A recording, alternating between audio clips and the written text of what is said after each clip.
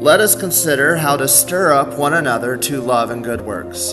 This is the calling of every believer and the heartbeat of this podcast. You're listening to Let Us Consider, where we turn to the Bible, theology, and the life of the church to strengthen our faith and encourage one another in Christ. Hello and welcome back to Let Us Consider. We will be considering the scriptures today as we turn to Genesis 18 and 19. In Genesis 18, now the Lord appeared to him, that's Abram, by the oaks of Mamre, while he was sitting at the tent door in the heat of the day. And so you get something that's called a theophany. It is this manifestation of God's presence in a special appearance. This time, he is going to appear as a man, and there's going to be two angels with him. So God, in this theophany, appears to Abraham by the oaks of Mamre at his tent door in the middle of the day, in the heat of the day. So verse 2, when Abraham lifted up his eyes and looked, behold, 3 men were standing opposite him. And when he saw them, he ran from the tent door to meet them, and bowed himself to the earth, and said, My Lord, if now I have found favor in your sight, please do not pass your servant by. Please let a little water be brought and wash your feet, and rest yourselves under the tree, and I will bring a piece of bread that you may refresh yourselves. After that you may go on, since you have visited your servant. So Abraham springs up. At this point, it's not said if he knows who this person is. It's kind of implied that he does. But he's offering hospitality, just as you would to anyone that was passing through in the heat of the day. Come, stay a little, let me take care of all of your needs. Let me be a good host. And so God, or Abraham, is going to host God and these 2 angels. And so they said, the 3 of them said, do as you have said. So Abraham hurried into the tent to Sarah and said, quickly, prepare 3 measures of fine flour, knead it, and make bread cakes. Now, can you imagine going in, if he indeed knew who this was, can you imagine him going in, Sarah, you won't believe the guests that we have right now. You better get some things ready. And then verse 7, Abraham also ran to the herd and took a tender and choice calf and gave it to the servants, and he hurried to prepare it. He took curds and milk and the calf which had been prepared and placed it before them, and he was standing by them under the tree as they ate. Now all of this would have taken some time to prepare. Abraham had servants and, of course, his wife, and they were all working diligently to prepare this, and I'm sure that Abraham himself or one of his servants was going in and ministering to the Lord and the angels as they were waiting. But you can imagine this would be, at least an hour wait. I would probably presume a lot more than just 1 hour. And so they're there enjoying Abraham's hospitality as he's getting things ready for them to eat and enjoy themselves. And then he stands by them as they're consuming what he's brought them. And so we get this really fascinating picture. Then verse 9, they said to him, Where is Sarah your wife? And he said, There, in the tent. He said, I will surely return to you at this time next year, and behold, Sarah your wife will have a son. And Sarah was listening at the tent door, which was behind him. Now, you know that this is the beginning of the fulfillment of what they've been waiting for. God had promised them land. God had promised them descendants. God had promised them blessing. God had promised them kings. God had promised them Gentile nations being blessed through them. And God has taken him outside, shown him stars, and said, Abraham, count the stars if you can. That's how many kids you're going to have. And then, look at the sand that's on the seashore. If you can count it, that's how many descendants you're going to have as well. And so you have this idea of innumerable descendants, yet for all of these years they've been wandering the promised land, they haven't had a single child. and they're old. They're beyond the years of bearing children. Sarah has always been barren. We established in chapter 16 Abraham is not, because he was able to he was able to bear Ishmael through Hagar. But then now we found out that he's like 100 years old at this point. And he's past the age of childbearing, the ability of childbearing. If Sarah could have children, she's past that time as well, gone through the change and all of that. And so that's what it says exactly. Verse 11. Now Abraham and Sarah were old, advanced in age, and Sarah was past childbearing. But I need to back up. I need to make sure that I get the end of verse 10. Sarah was listening at the door, which was behind him. Did I say that? I don't remember if I said that or not. But God is saying, next year I will return. You will have a son. And they were old, they were advanced in age, and as I said, Sarah was past childbearing, even if she hadn't been barren all of her life. Verse 12, Sarah laughed to herself, saying, after I have become old, shall I have pleasure, my Lord being old also? Shall I have the pleasure of bearing a child? In verse 13, the Lord said to Abraham, why did Sarah laugh? Saying, shall I indeed bear a child when I am so old? Now, very interesting to think, of course, God knows exactly what was in her heart. This reminds me so much of when Christ was on earth in the flesh. I mean, I heard one of my pastors said something offhand one time that stuck with me. Jesus had ears like a cat, where he would often hear people conversing in the background and he would answer them. Or he'd ask them a question and expose their folly. Or very often he would expose the folly of their thoughts because he knew every thought that they were thinking. And so here, probably not just a theophany, but a Christophany, right? This is Christ, probably what we could call a pre-incarnate appearance of Christ here in the Old Testament. And in the same way, he asks something about something that happened off in the background. Why did Sarah laugh? Verse 14, is anything too difficult to the Lord? Again, he exposes the folly of this. God can do anything. At the appointed time, I will return to you at this time next year, and Sarah will have a son. And then Sarah lies. She denied it, however, saying, I did not laugh, for she was afraid. And he said, no, but you did laugh. Such folly to try to conceal sin from the Lord. Verse 16, then the men rose up from there and looked down towards Sodom, and Abraham was walking with them to send them off. Remember that Lot has moved to Sodom, and he's pitched his tent in Sodom. We're actually going to see that he's been in the gates of Sodom, and he's well known there at this point. That Sodom was like the garden of the Lord, it said, in its greenness and beauty. But they are sinners exceedingly against the Lord, is how it phrased it before. And so now God has come in order to send judgment. And so they're looking down towards Sodom. Abram's walking with them to send them off. And the Lord said, shall I hide from Abraham what I am about to do? Since Abraham will surely become a great and mighty nation, and in him all the nations of the earth will be blessed. And here is one of the great privileges of knowing the Lord and being in covenant with him, is he makes the end known from the beginning.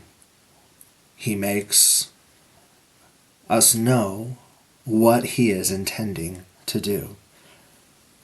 And so, verse 19, God says, I've chosen him, so that he may command his children and his household after him to keep the way of the Lord by doing righteousness and justice, so that the Lord may bring upon Abraham what he has spoken about him. In verse 20, the Lord said, the outcry of Sodom and Gomorrah is indeed great, and their sin is exceedingly grave. I will go down now and see if they have done entirely according to its outcry which has come to me, and if not, I will know. Now, this is going to be the introduction of the next chapter. This is going to be the judgment of Sodom. And while Genesis 9, the covenant with Noah, guarantees that there will not be a worldwide cataclysmic judgment again, that does not bar God from localized cataclysmic judgments upon individual nations for their sins. And so when a nation reaches that point, just like they reached before the flood, where God's Spirit cannot strive with them any longer, God will pull away all divine mercy and protection and destroy them. And so he's saying, I'm going to go down now and see if they indeed have done entirely according to its outcry. And if not, I will know. And of course he knows, but he's showing Abraham at this point.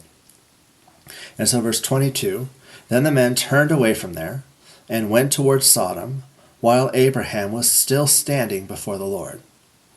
And Abraham came near. And I want you to note this, that Abraham is going to pray to the Lord, and he's going to pray some of the most bold prayers that you would ever see. And these are prayers that he was right to be in fear of praying. But these are also right prayers to pray. And there's a lesson in that for us on prayer. Okay, so let's listen. The men turned away from there and went towards Sodom while Abraham was still standing before the Lord. Abraham came near and said, verse 23, will you indeed sweep away the righteous with the wicked? Now, he knows this is not God's character, because God is perfectly just and perfectly good. Will you indeed sweep away the righteous with the wicked? Verse 24, suppose there are 50 righteous within the city. Will you indeed sweep it away and not spare the place for the sake of the 50 righteous who are in it? Far be it from you to do such a thing, to slay the righteous with the wicked, so that the righteous and the wicked are treated alike. Far be it from you. Shall not the judge of all the earth deal justly? Do you hear that? That is bold. Far be it from you. It's not supposed to be what you do, slaying the righteous with the wicked and treating them alike. That would be an unjust God, an unrighteous God, but that's not who you are. And so he's saying, what's the limit? 50? And the Lord said, if I find in Sodom 50 righteous within the city, then I will spare the whole place on their account. And Abraham replied, now behold, I have ventured to speak to the Lord, although I am but dust and ashes. Suppose the 50 righteous are lacking 5, will you destroy the whole city because of 5? And he said, I will not destroy it if I find 45 there. And he keeps going. He spoke to him yet again, and said, suppose 40 are found there. And he said, I will not do it on account of the 40. Then he said, oh, may the Lord not be angry, and I shall speak. Suppose 30 are found there. And he said, I will not do it if I find 30 there. Hear the patience of the Lord. Allowing Abraham to ask, and he continues to answer. And Abraham asks another time, now behold, I venture to speak to the Lord. Suppose 20 are found there. And he said, I will not destroy it on account of the 20. Then he said, oh, may the Lord not be angry, and I shall speak only this once. Suppose 10 are found there. And he said, I will not destroy it on account of 10.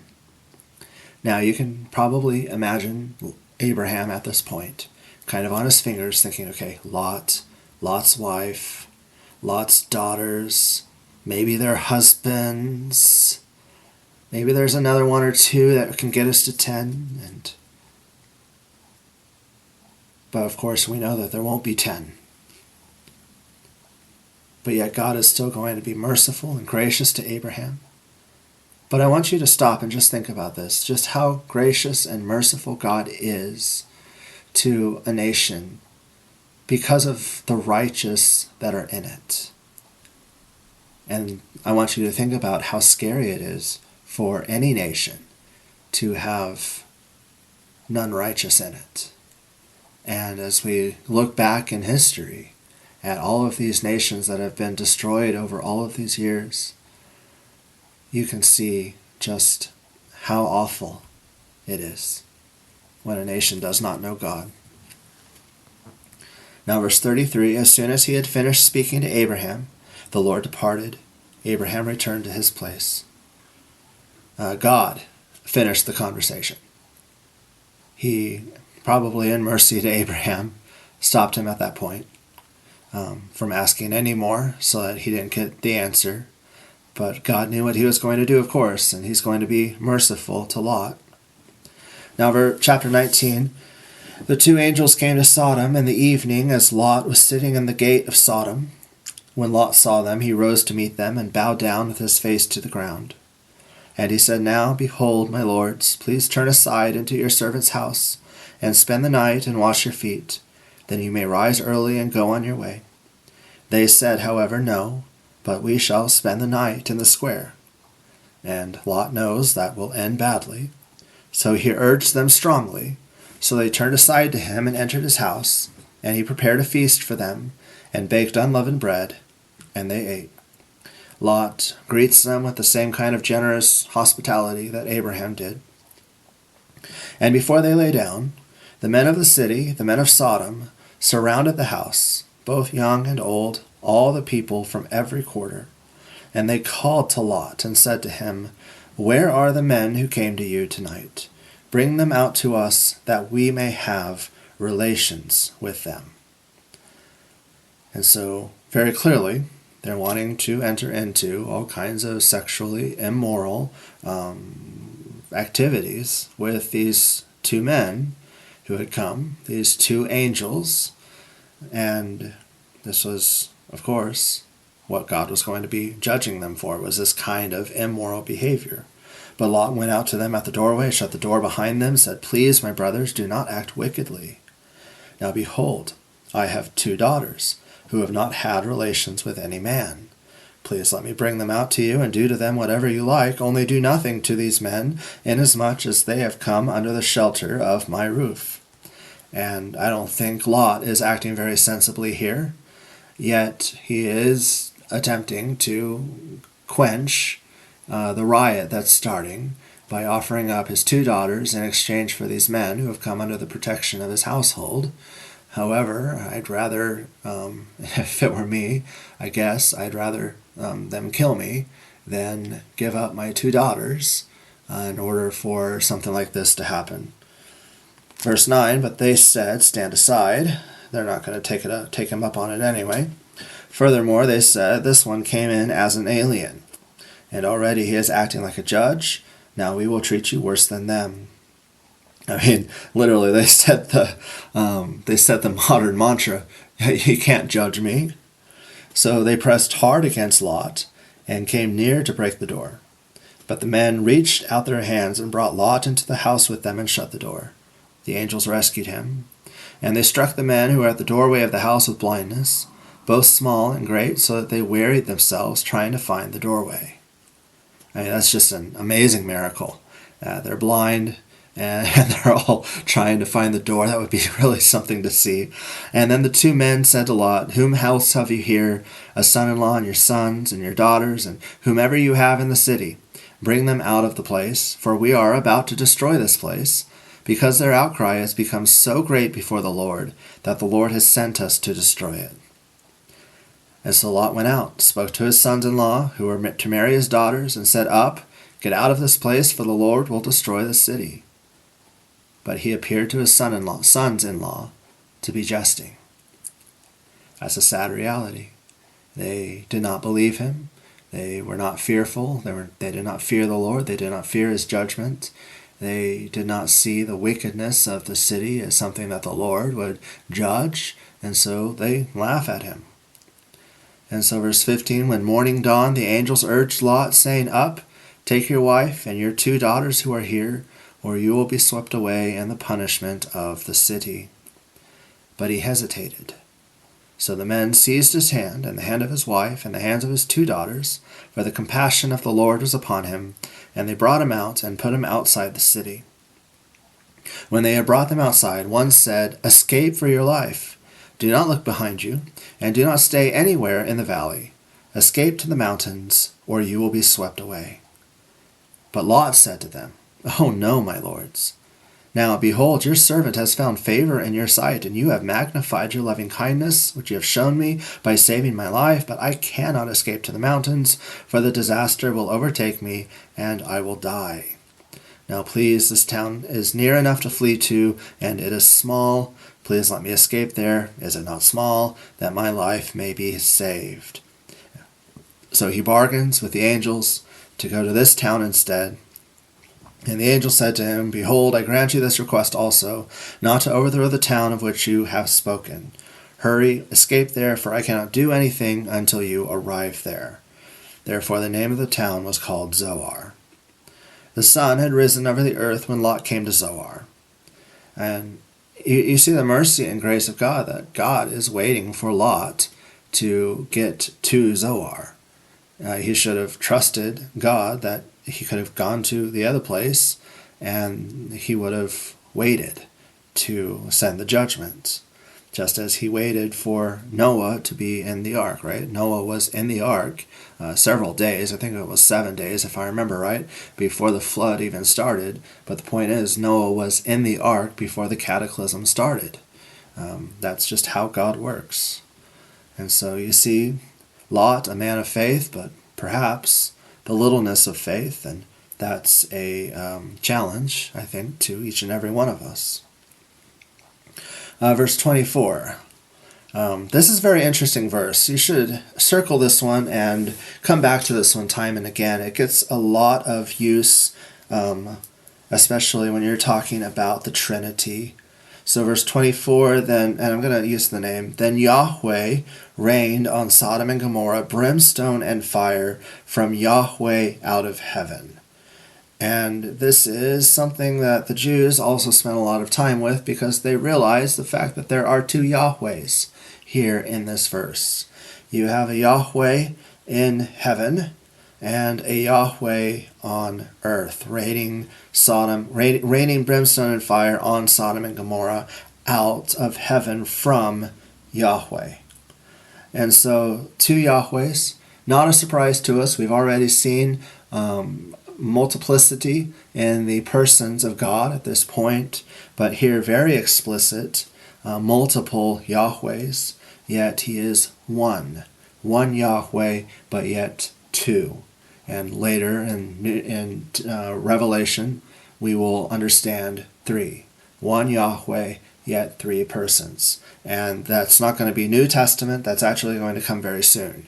We will understand three persons, one God, very quickly in the Old Testament. And then it gets very explicit in the New, and we get their names and what they, their actions in the New Testament, although that's in the Old Testament as well. Where was I? That was 24, right? And verse 25, "He overthrew those cities, and all the valley, and all the inhabitants of the cities, and what grew on the ground. But his wife, from behind him, looked back, and she became a pillar of salt." So there wasn't even four. We thought maybe the sons-in-law would be part of this, but they weren't. And now we're finding out not even his wife was righteous. She loved what was behind her better than what was in front of her, I guess. She wanted the worldliness of Sodom and not what was in front of her. And so only three escaped from that one. And the righteousness of the daughters, that's going to be questionable when you see what happens next. And even Lot might be questionable, but the New Testament tells us straight up that Lot was a man of faith. The next morning, Abraham arose early in the morning, went to the place where he had stood before the Lord. He looked down toward Sodom and Gomorrah, toward all the land of the valley, and he saw, and behold, the smoke of the land ascended like the smoke of a furnace. Thus it came about, when God destroyed the cities of the valley, that God remembered Abraham, and sent Lot out of the midst of the overthrow, when he overthrew the cities in which Lot lived. Now Lot went up from Zoar, and stayed in the mountains, and his 2 daughters with him, for he was afraid to stay in Zoar. And he stayed in a cave, he and his 2 daughters. He was afraid that the Lord was going to overthrow Zoar, not according to his word. But then verse 31, the firstborn said to the younger, "Our father is old, and there's not a man on earth to come into us after the manner of the earth." And so she's going to make a way for herself, and the other daughter is as well, instead of waiting on and relying on the Lord. So verse 32, "Come, let us make our father drink wine. Let us lie with him, that we may preserve our family through our father." So they made their father drink wine that night, and the firstborn went in and lay with her father. He did not know when she lay down or when she arose. And on the following day the firstborn said to the younger, "Behold, I lay last night with my father. Let us make him drink wine tonight also. Then you go in and lie with him, that we may preserve our family through our father." So they made their father drink wine that night also, and the younger arose and lay with him, and he did not know when she lay down or when she arose. Thus both the daughters of Lot were with child by their father. Now, it's understandable, their thoughts. It's very perverted and disgusting what they did. And the text is always so terse, it doesn't give us a lot of details. If we wrote this, it'd be a lot different. This whole story would be like 2 chapters, 3 chapters of a book. But that's not how God wrote the Old Testament. He did not inspire it to be written in that way. It's a very terse account, uses just a very short amount of words, a very little amount of words. And so what Lot was thinking through all of this, of course, probably pretty easy to get him drunk because of his grief over his wife and his town and everything else, and his fear of what was going on. Pretty easy probably to get him to drink. But was he, it says he's not aware that they came in, but was he aware the next morning of what had happened? Or was he aware at all until they came and said to him, "I'm pregnant," or "We're pregnant," I guess it should be. And so you really don't know. This is just a very perverted account, a very gross account, and you see where sin lands a person. You see where fear and unfaithfulness to God lands a person. Verse 37, just to finish this out, the firstborn bore a son and called his name Moab. He is the father of the Moabites to this day. They will feature prominently. As for the younger, she also bore a son and called his name Ben-Ami. He is the father of the sons of Ammon to this day, and he will also feature quite prominently in the rest of the scriptures. And so there it is, Genesis 18 and 19, some rather difficult chapters to read and to really just see the severity of sin and judgment, but very important chapters for us to see, and I hope challenging chapters to encourage us to trust God no matter what situation we find ourselves in, and even like Abraham, to pray very boldly, very faithfully, and very fearfully before the Lord. Thank you for listening to Let Us Consider. If this podcast has been a blessing, please subscribe and leave a review. It helps others discover the truth of God's Word. Until next time, may the Lord bless you and keep you.